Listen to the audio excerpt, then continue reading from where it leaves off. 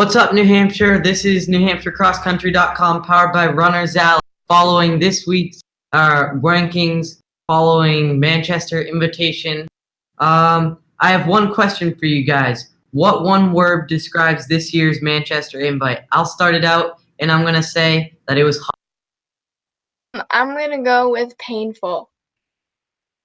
I'm going to say tough. Words challenging? My words is educational because learning experience for my okay, so before I ask the second question, I want to invite everyone to start commenting in the comments, but just keep it clean because we want to hear what you have to say, but we don't want to have to delete some comments. So the second question is who do you think had the best performance at Manchester Invite? Mine would have to be Aiden Puffer's 15:30 something 5K on Dairyfield, despite the heat, and he's only a sophomore, so it's pretty crazy. That was pretty crazy. I'm going to have to say that the performance by our team, the Co-Brown Boys, everyone did a really good job, I'd say. And we kind of had an upset, and it could have gone either way with us and Bishop Henrikin, but we were lucky enough to come out on top, and we just have to do better next time to get some guys up higher in the places.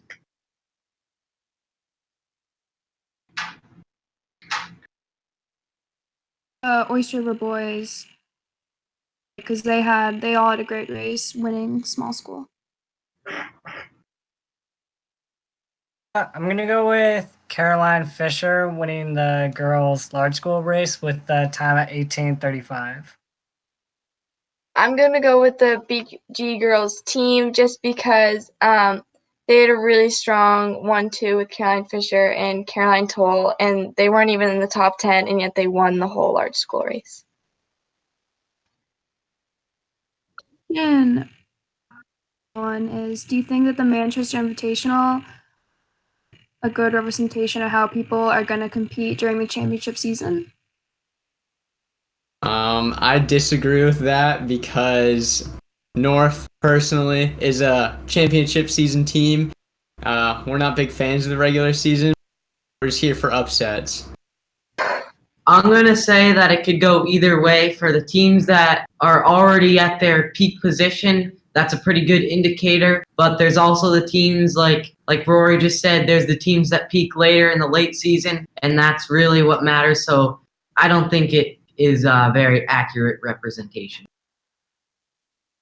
I think it's too early. I mean, a lot of teams, I think Messinic is a great example of this, like to start off slow, but then really kick it into gear towards the end of the season.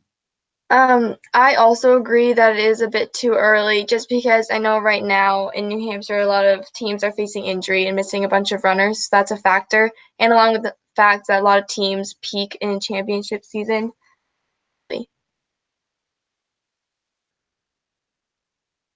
All right. And so now we're going to move right into the rankings. They're mainly based off the divisional mergers, but there are a couple of exceptions, and we're going to start off with the girls.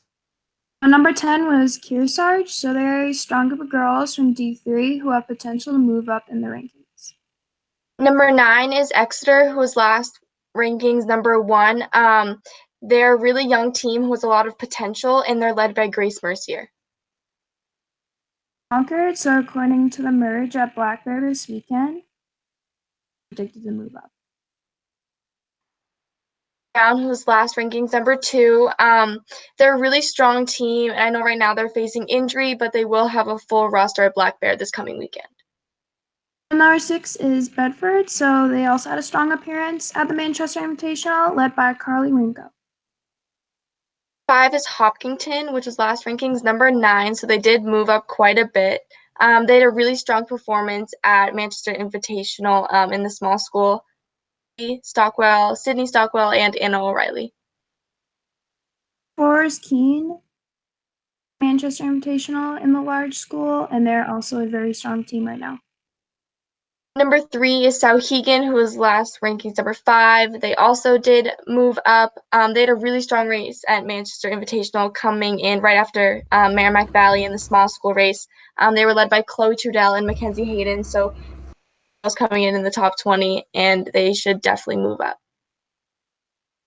It was Merrimack Valley, so they were second school race at Manchester Invitational.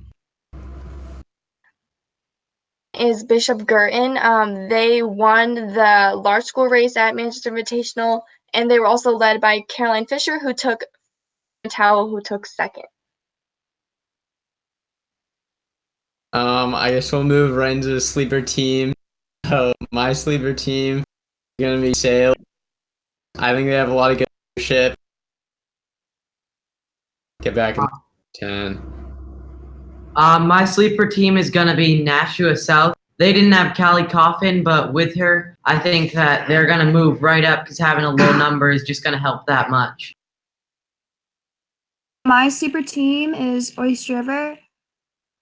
They're a very strong group of girls, a lot of potential and experience, and definitely expect them to move up later in the season. My sleeper team is Londonderry. They're a really large and young team. Then they have been contenders in previous meets, so I think they have a lot of potential to move up in the rankings. Team, I'm gonna go with Kearsarge, even though they are in the top 10. Be a lot higher though, and I think they have a lot of room for improvement. Okay, so there's been a few comments in the comments, and one of them is what happened at Manchester during. Rohan, I don't know what to tell you, but I felt bad. I think everybody felt bad. So don't be discouraged.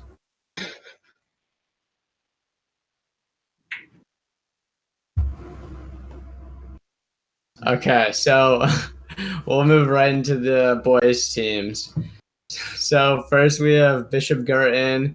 They have a super young team. They're led by Carson Bottomley. And I think they're just improving every race, and I'd like to see what they can do the rest of the season.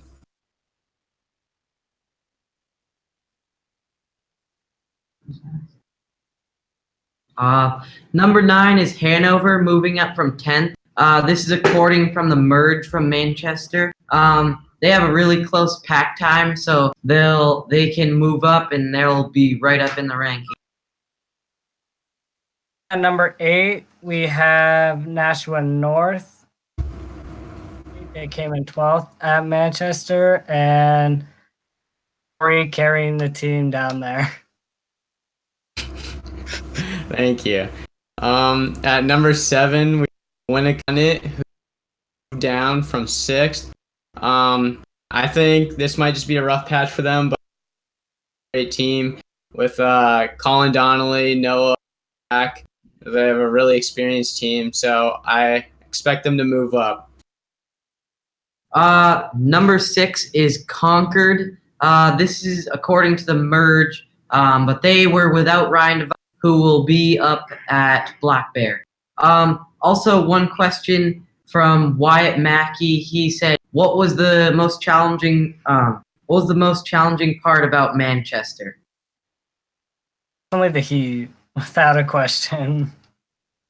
Yeah, I think everybody agrees that the heat is pretty bad. Yeah. So keep it going with the questions in the comments, guys.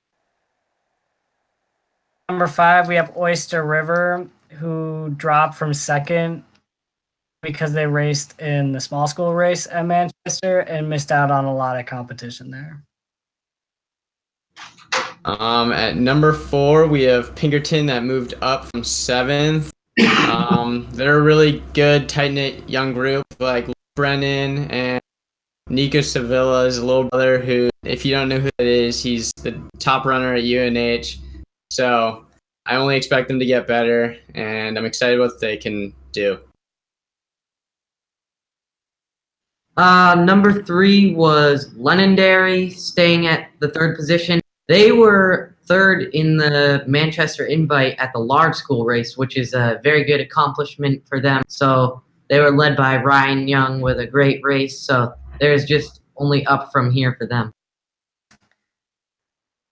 And at number 2, we have Keene. Down in Massachusetts this weekend at the Amherst Invite. They won and they upset Massachusetts' number 2 ranked team.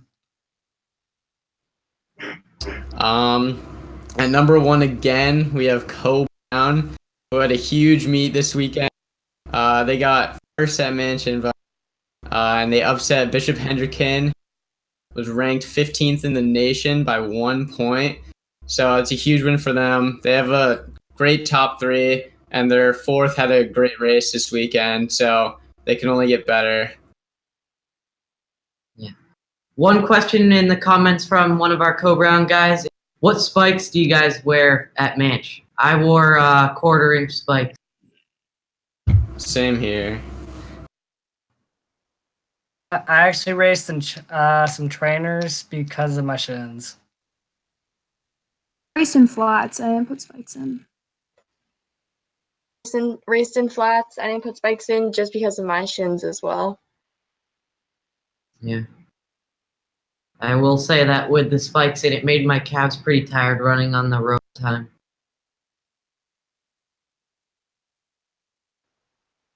Okay. We'll go right into sleeper teams. My-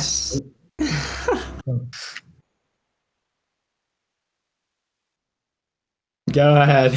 Okay, my sleeper team is Combell, who moved down from in the top 10 last week. So I think they can just move back up, so they can use this weekend at Black Bear to redefine themselves in the top 10.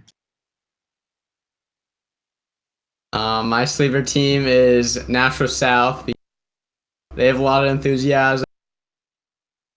They have a lot of camaraderie, and I think they can only get better. So I'm excited to see what they can do.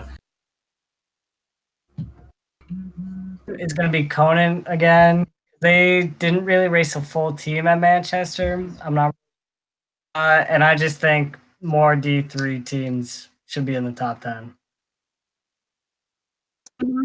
My pick would also be my pick would also be Conval because if they're in the top 10 last week, they could find that group going to Black Bear. And my sleeper team is going to be Messinic. They're just because they're a young group of guys and they have a lot of potential, and that they're led by Landon Valancourt.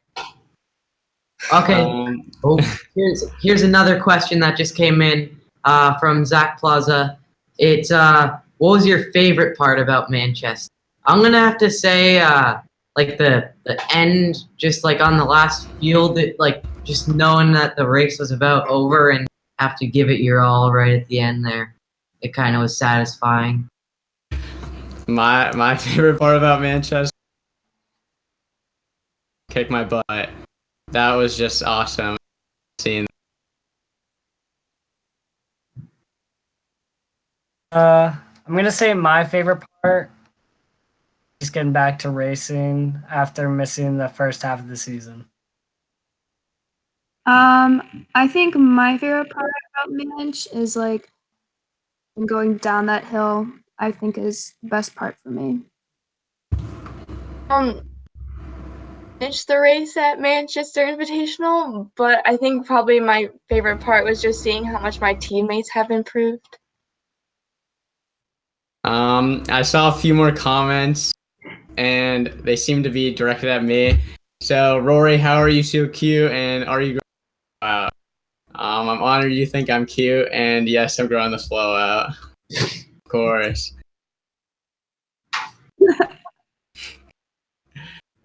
Okay. We can answer some more questions if you want to put some more in the comments. Make sure they're appropriate though. Yeah.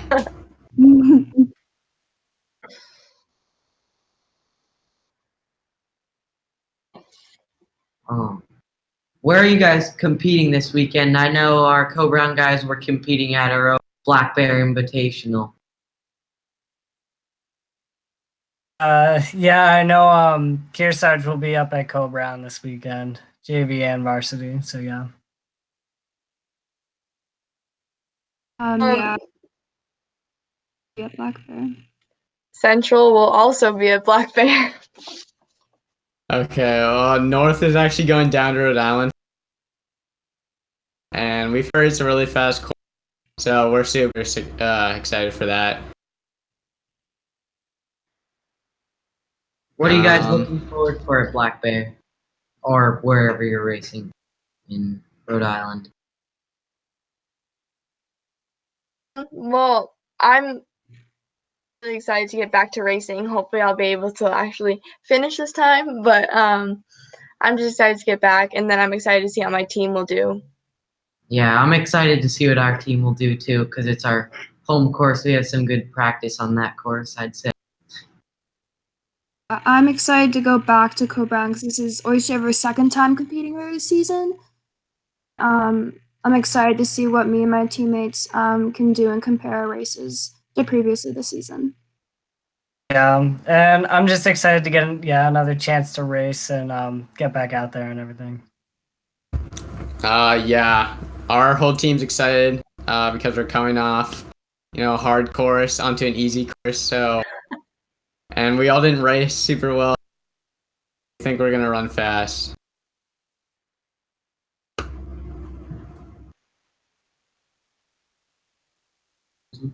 Rory, we're ready to close.